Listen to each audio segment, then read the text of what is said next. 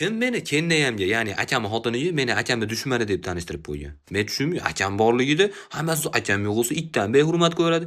Akam borligida Feruzjon, akam yo'q bo'lsa Baqalajon, akam borligida ovqatlar ham bo'lacha, akam yo'q bo'ldi, mana shu molga yem bergan deb tushunyapsizlarmi? Va kennaya bu sizlarni to'ylar tashkil topish uchunchi eng ko'p harakatni bilasizmi kim qilgan? Men qilganman, akam emas. Men chakana g'isht tashib yuborganmanmi ko'chadan uyga? Ha? Rossiyada o'g'rislardan ko'p yurganman, bilasizmi shuni? Siz yo'q, siz o'zingizcha akam borligini qilasiz.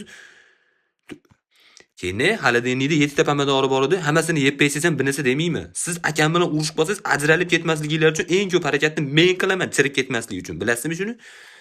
Yo'q, bilmaydim. Akam ham, siz ham, to'g'risi oila bilan meni g'ashimga tegishdingda. Akam ham zuhum o'tkazgan paytida. Senlarda bolam bo'ladi-yu, meni jiyanim bo'ladi. Ishonish, meni o'zimni jiyanim bo'ladi.